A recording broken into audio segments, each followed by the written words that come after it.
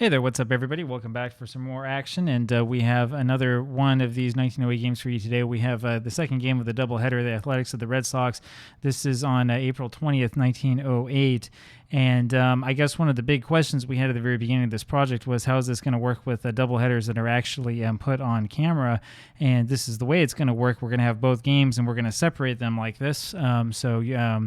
It's not going to be necessarily so much of a 2-for-1 for you, but for me, this means that I can sort of cover 2 different days at once, and or 2 different filming days at once, rather. And we'll just go ahead and get started with this, with Topsy Hartzell starting it off for the Athletics, who are 0-6 this season, not playing so well. And Hartzell rolls a 21 for a 30, and that's a fly ball over to Kravitz in left field for the first out. And here comes Harry Davis. Davis rolls a 22 for an 8, and against Cy Morgan, that winds up being a ground ball over to Heine Wagner at short. He makes the play to first, 2 away, and here is Eddie Collins. He rolls a 51 for an 8, and that's a fly ball over there to Sullivan in center field for the out, and the Athletics go down quietly at the top of the first inning, and here comes Doc Gessler for the Red Sox. Rolls a 46 for a 13, and there's a strikeout, first strikeout of the game for Jimmy Digert, and up next is Andy McConnell. McConnell rolls a 25 for an 8. That's a little pop-up over to Jimmy Collins at third base for the second out. And here's Gavy Kravitz. Kravitz will roll a 33 for a 0, and we have double Collins already. Next roll is a 56 for a 6. That's a double for Gavy Kravitz, and he stands there on second base. And here comes Harry Lord, 2 outs. Now runner on second base for Boston. Rolls a 36 for a 30. There's a little fly ball up there to Hartzell in left field, and he makes the play for the out. And just like that, we go to the top of the second inning. No score in this one. Danny Murphy up there rolls a 65 for a 35. We'll have a little E-roll. Little E rolls a 34. It's out of the range, and that's a little pop-up over to Lord at third base for the first out. And here comes Rube Oldring. Boy, these Red Sox have been playing red hot so far in this replay, but it's still early. Oldring rolls a 33 for a 7, and there's a base hit to right field. That's the first hit of the game for Philadelphia, and that brings up Jimmy Collins, and it's bunt time. Collins rolls a 16 for a 26. That's a that is a bunt rather over to Unglaub, who flips it over to McConnell covering first base for the out. 2 away now. Simon Nichols is up there with a runner on second base. Nichols rolls a 36 for a 33, and that's going to be a pop-up over to the shortstop. Wagner makes the out. We go to the bottom of the second inning, and here's Bob Unglaub. Unglaub rolls a 14 for a 43. And we do have a little E-roll, and that's a 15, and that will be an error on the second baseman on Eddie Collins.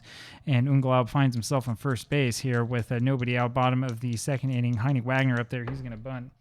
And he rolls a 43 for a 29. That is a bunt over to Unglaub, the first baseman, who throws over to Heine Wagner covering second base for the force out. And Wagner now is on first base, and here is Denny Sullivan, and there's going to be another bunt. He rolls a 34 for a 44.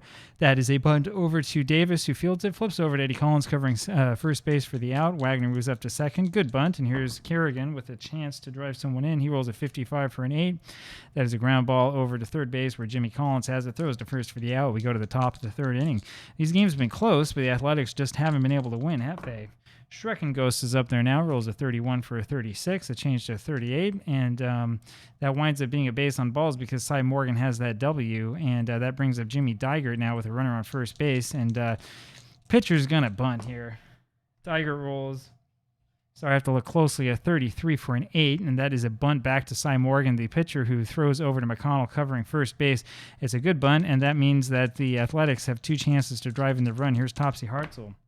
Hartzell rolls a 33 for a 7. That is a single to right field. That will score the runner, and just like that, we have the first run of this ball game. It is 1-0 Athletics, and you never know what's going to happen in these games, do you? The Red Sox played well, of course. Winning in game 1 of this series, but winning just barely, as that was a close enough game for me to write up. And we'll see how they do here in game 2.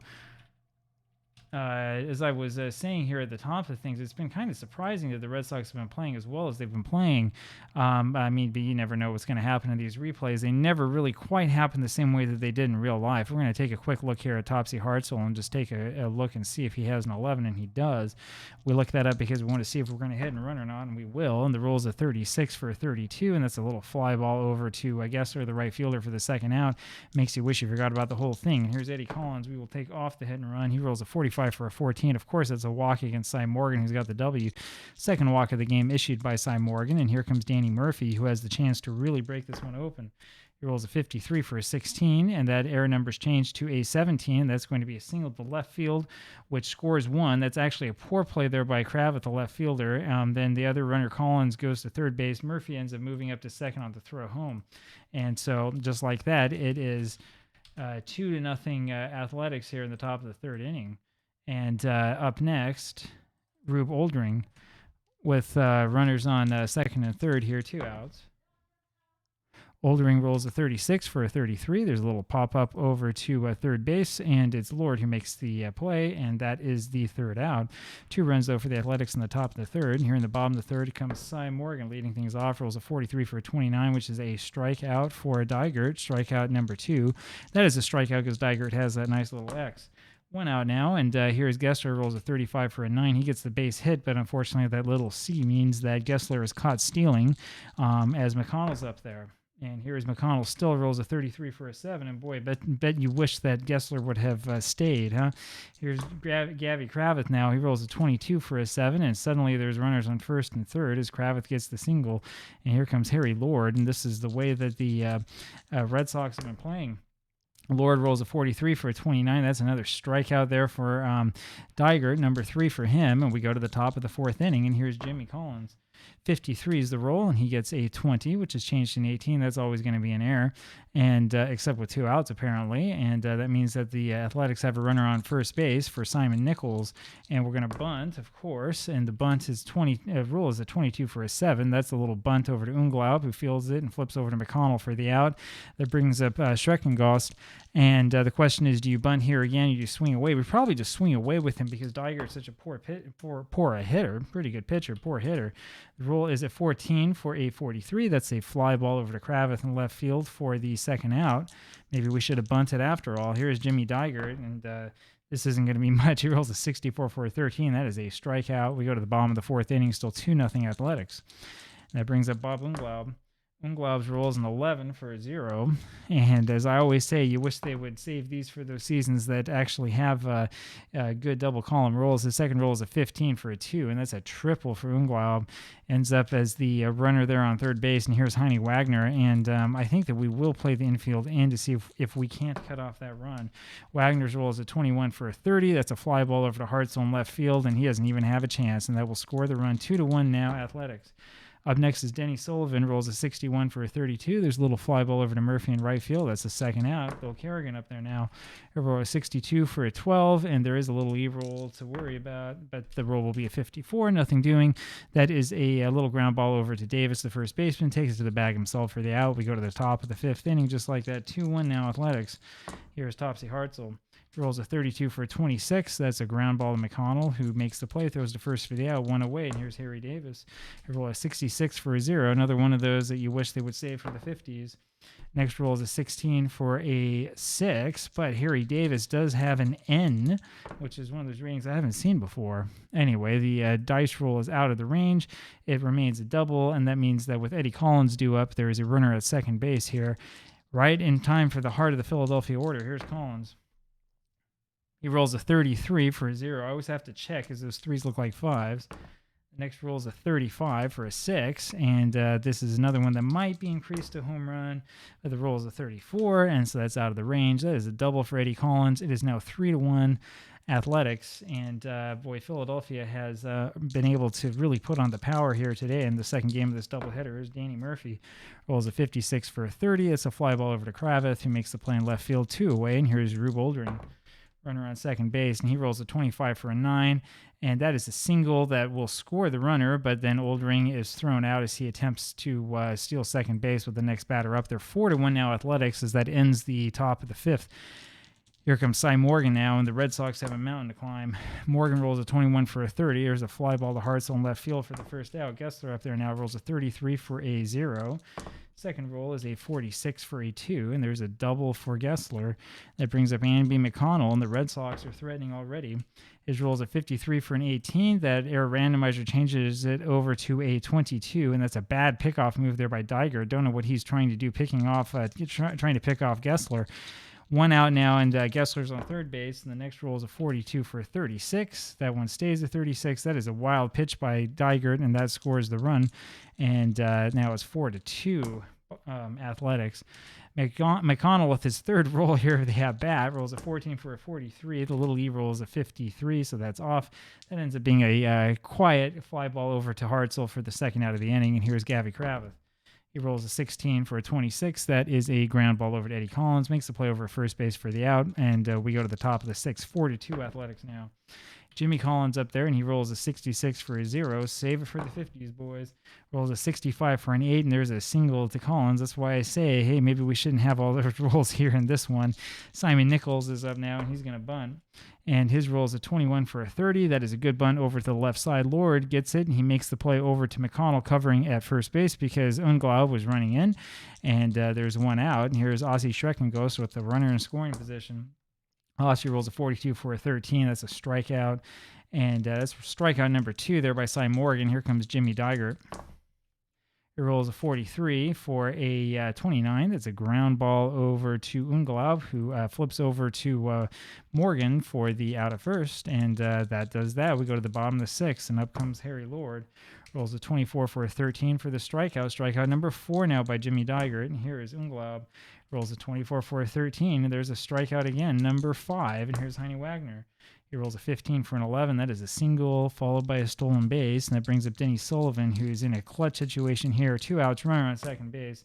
He rolls a 15 for an 11, and that's another single, and that will score the run. And normally the runner would be out at home, but because there are 2 outs, that is changed so that the runner actually scores. And Sullivan then is able to steal the base afterwards, and that means that it's 4-3 now Philadelphia, and this game is getting closer and closer. Now comes Bill Kerrigan, who rolls an 11 for a 0. His next roll is a 16 for a 6, and there's a double for Kerrigan. That has tied the ball game, and these Red Sox definitely do not know when to quit. And just like that, this 4-1 deficit has turned into a 4-4 tie ball game. And this game is another one that we really have to pay attention to now. I thought for a little while this one was going to be a blowout, but no, this has come back to earth. Cy Morgan now rolls a 62 for a 12, and that is a strikeout, and that will be strikeout number 6 for Dygert. Up we go with the top of the 7th inning, and here comes Topsy Hartzell against Cy Morgan. He rolls a 64 for a 13. There's a strikeout, third strikeout of the game for Cy Morgan, and here comes Harry Davis. Rolls a 13 for a 14. Of course, it's going to be a walk, and here comes Eddie Collins. We're going to do some hitting and running here. The roll is a 66 for a 0. Let's see if we get any luck. The next roll is a 32 for an 11, and that is going to be a single sending Davis to third. Collins will then steal the base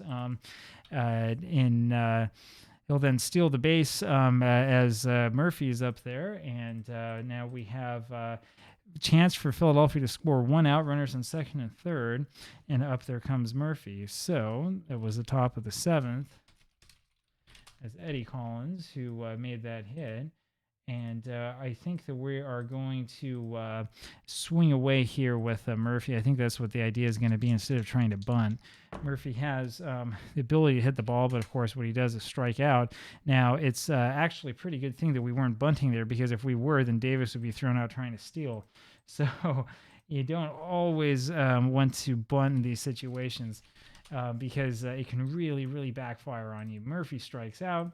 And up comes Rube Oldring now with 2 outs, still runners on second and third. In this clutch situation, he rolls a 54 for a 45. That's a little fly ball over to Gessler in right field, and that does it. And so much for the Athletics trying to push one across when we go to the bottom of the 7th inning, and let's see if Philadelphia can hold it. And so up first here in the bottom of the 7th inning for Boston is going to be Gessler, who just made that play out there in right field. Doc Gessler up there. There we go. We're straightened out. He rolls a 21 for a 32. That's a fly ball over to his cousin there, Murphy, and right. 1 away. Here's Andy McConnell. Rolls a 15 for an 11, which is a single and then a stolen base, and that brings up Gavin Kravitz with a runner in scoring position. The Red Sox have been feasting off of this, but he rolls a 24 for a 13, which is a strikeout number 7 for Jimmy Dygert today. And here's Harry Lord. And he rolls a 51 for an 8, and that's going to be a comebacker over to Dygert. Throws over to first base for the out, and that does it. We go to the top of the 8th inning now. And up comes Jimmy Collins. Roll for Collins is the 45 for a 14. That is walk number 4 given up by Simon Morgan. That brings up Simon Nichols, and as usual, we're going to bunt with him. He rolls a 51 for a 9, and that's a good bunt. That's a bunt over to the left side to Lord, who makes the play over to McConnell covering at first base for the first out. Here's Schreckengost, and we're swinging away with him as usual. He rolls a 23 for a 32. That's a fly ball over to Gessler in right field. He makes the catch, and Collins is able to move up to third base. 2 outs, though, and here's Jimmy Digert. I'm going to leave him in.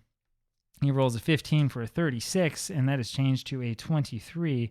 And that is a single, and that pop fly falls safe. No, I'm sorry. That is a balk, and the runner scores. My apologies, as I'm reading off the wrong portion here. So Cy Morgan ends up balking home the winning run, or the winning run, the go-ahead run is what I should say, the potential winning run. That's one of those unusual roles that you get with the pitcher up there with 2 outs. And Digert is still up there. I mean, can you find a hit anywhere in this card is the question. He rolls a 51 for a 13, which is a pathetic roll. That's strikeout number 5 for Jimmy Digert, but the damage has been done as he balked there in the top of the 8th inning. And here comes Unglaub here in the bottom of the 8th. Rolls a 55 for a 7, and there's a single to right field, and the Red Sox are not going to give up, and they're not going to give up this winning streak if they have anything to say about it. The problem, of course, that the Red Sox have is that Unglaub is a slow runner, so it kind of takes away a lot of your strategy here, right? I think we are going to bunt with Heine Wagner just to try to get him in scoring position. The rule is a 35 for a 39, and that is a failure as the catcher is able to pick Unglaub off of first base after a ball, and that is not what you want to see from Heine Wagner. And normally, if we had been talking about just like a normal rule, that one might have gotten the benefit of the random play re-randomizer. But since we were bunting, it wasn't quite going to happen. Wagner's next roll is a 41 for a 28. That's a ground ball over to Nichols, who makes the play over to first base. 2 outs, and here is Denny Sullivan. He rolls a 64 for a 13, strikeout number 8 of the game for Digert. He's having a good game. We go to the top of the 9th inning. Here's Topsy Hartzell now. Hartzell rolls a 15 for an 11. There's a single, and he steals a base as Harry Davis is up in there. And here is Davis with a runner on second base. And the roll is a 56 for a 34, and that will bring up a little E-roll. And the roll is a 64, so that ends up being a little high pop fly over to McConnell at second base for the first out. And here comes Eddie Collins with a chance, an outside chance, of course, to really open this game up. And he rolls a 53 for a 19, and that's a hit by pitch for Collins. He will go over to first base. People forget about that, but this 19 roll, and I think 15 as well in certain situations, is a hit by pitch, and so there's a lot of fine-tuning that goes on there. Something we can talk about in a future video. That brings up Danny Murphy now, runners in first and second, 5-4 Athletics. We're going to have Danny swing away, and his roll is a 56 for a 40, or for a 30 rather, and that's a fly ball over to Kravitz in left field, 2 away now. And here's Rube Oldring. Oldring rolls an 11, and this is going to break this game wide open, baby. The next roll is a 23 for a 6. There is a very, very slim chance of a home run, and the roll is a 12. He just needs to get one more roll. It's not a 66, and it's a 62. Just misses it, and Oldring ends up getting a home run out of that 3-run homer here in the top of the 9th inning, and that makes the score 8-4 Athletics. And man, I don't know what to say about that. We haven't seen a lot of home runs here, have we? And Oldring gets the big hit in the big clutch situation, and next thing, I mean, I don't know if the Red Sox are going to be able to recover from this. We'll see. Here's Jimmy Collins now with 2 outs, and he rolls a 41 for a 28. There's a ground ball over to Wagner, and he picks it up, throws to first base. We go to the bottom of the 9th inning. Here's Bill Kerrigan to try to lead it off. He rolls a 34 for a 44, but of course we do have the little E roll. That is a 41 is the little E, and that's a little fly ball over to center field. Oldring's got it for the first out, and here comes Cy Morgan. Red Sox chances are dwindling quickly. We're going to look up for a pinch hitter, and it looks like probably Laporte is our best option. I'm just going to look through the pitchers and make sure I don't leave anybody else out. That could be actually Jesse Tannehill is another one who theoretically could be a pinch hitter, but we're going to put Laporte in there. So Laporte comes in, Frank Laporte, to pinch hit with 1 out here, bottom of the 9th inning. He rolls a 66 for a 0, and his next roll is a 55 for a 2, and there's a triple for Laporte. But of course, that doesn't mean very much because Laporte's run doesn't count for that much because there's a 4-run deficit. And we'll see what happens here. So the Red Sox do have something cooking with a runner on third base. Nobody's going to be playing in. The infield will be playing deep. Here's Doc Gessler. He rolls a 61 for a 42, and there's a hit by pitch. And Jimmy Digert starting to slowly fall apart here. So Gessler hit by the pitch, and that means that the Red Sox will have at least some sort of chance, we can say at least a mathematical chance of perhaps making something happen. But you see that Gessler's problem is that he's a slow runner. And the next roll for Amby McConnell now is a 55 for an A, and that is a single to right field, which scores run 1, and then Gessler is thrown out of third base by a right fielder, Danny Murphy. And so they're 2 away now, and it is an 8-5 game.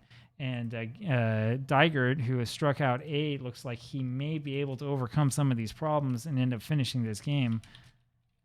You do remember, of course, this is 1908. This is back when men were men. This is back when you finished ball games and you didn't need any of that wimpy relief pitching to help you out. So now the Red Sox cannot tie this game, even if Kravitz hits a home run. Kravitz up there with 2 outs. McConnell on a first base. They're just going to play it straight away. He rolls a 53 for a 17. That is changed over to a 20, and that is a ground ball over to Eddie Collins at second base, and he makes the play over to first base for the out, and that does it. And so just like that, the Red Sox winning streak is broken, and they've lost this one 8-5 after really an impressive show by the Athletics, capped off by that 3-run home run in the top of the 9th inning. Boston's attempt to come back and win and keep the streak alive there in the bottom of the 9th inning ends up falling short. And so just like that, the doubleheader is complete, and the Red Sox have lost one, and that puts them down at 6-1. Athletics now have moved up to 1-6, which is one that will really give them something to cheer about. Well, I sure hope that you enjoyed this game. I will see you tomorrow with another one of these. And boy, NP3 is fun, isn't it? Hope you enjoyed this one. Talk to you tomorrow. Bye.